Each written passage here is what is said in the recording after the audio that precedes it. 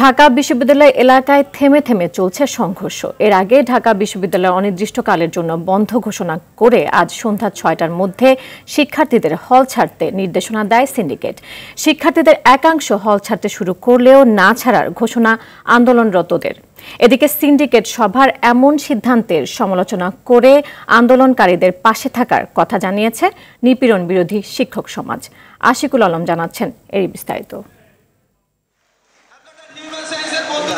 কোটা সংস্কারের দাবিতে মঙ্গলবার আন্দোলনকারীদের সঙ্গে ছাত্রলীগ ও পুলিশের সংঘর্ষে নিহত হন ৬ শিক্ষার্থী। এতে বিক্ষুব্ধ হয়ে ওঠেন আন্দোলনকারী শিক্ষার্থীরা।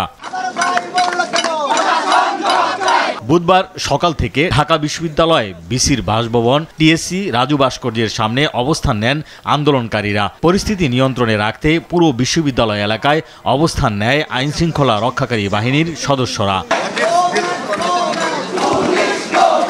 এমন পরিস্থিতিতে জরুরি সিন্ডিকেট সভায় অনির্দিষ্টকালের জন্য ঢাকা বিশ্ববিদ্যালয় বন্ধ ঘোষণা করে বিশ্ববিদ্যালয় প্রশাসন। ৪ দফা সুপারিশের বিজ্ঞপ্তিতে বিদ্যমান কোটা সংস্কারের যৌক্তিক সমাধানে সরকারের কাছে আহ্বানও জানায় বিশ্ববিদ্যালয় প্রশাসন। বিশ্ববিদ্যালয় প্রশাসনের এমন সিদ্ধান্তের পর শিক্ষার্থীদের একাংশ হল ছাড়লেও হল না ছাড়ার সিদ্ধান্তে অনড় থাকার কথা জানান বৈষম্য বিরোধী ছাত্র আন্দোলনের শিক্ষার্থীরা। আমাদের কথা হলো, যদি ভিসি প্রক্টর যদি বের করতে চাই, ভিসি প্রক্টরকে আসতে হবে, ভিসি প্রক্টরের সাথে আমরা দেখব। এখানে কেন আইসা আমরা প্রতিবাদ করতে পারতেছি না? আমরা এর জবাব চাই। আমাদের হলগুলো ভ্যাকেন্ট করা হবে, এটা তো কোনোদিন হতে পারে না। বঙ্গবন্ধু নিজেও বলেছেন, লড়াই করো, লড়াই ছেড়ে মাঠ ছেড়ে যেও না। তাহলে আমরা তো ওনার আদর্শই ফলো করছি, আমরা মাঠ ছেড়ে যাব না। আমাদের এই যৌক্তিক আন্দোলনকে দমন করার জন্য অনেকগুলো টুল ব্যবহার করা হয়েছে।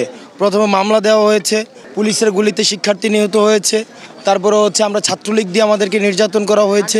এই যে প্রত্যেকটা এক একটা টোল আন্দোলনটাকে দমন করার জন্য।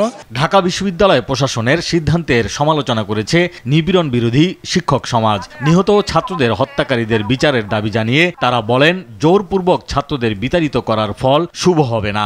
যেইভাবে ছাত্রদের উপর নিপীড়ন নির্যাতন চলছে, শিক্ষক হিসাবে, দেশের একজন নাগরিক হিসাবে, অভিভাবক হিসাবে কারো পক্ষে নেওয়া সম্ভব না।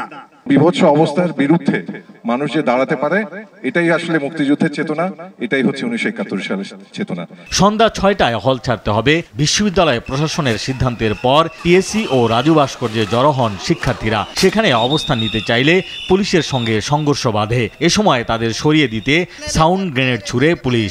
আহত হন এক সাংবাদিক। পুলিশ একেবারেই সংবাদকর্মীদের মাঝখানে গ্রেনেড মারছে এবং আমার গায়ে লাগছে গ্রেনেডটা, আপনি দেখতে পাচ্ছেন। এদিকে নিহত শিক্ষার্থীদের গায়েবানা জানাজায় অংশ নিয়েছেন আন্দোলনকারীরা।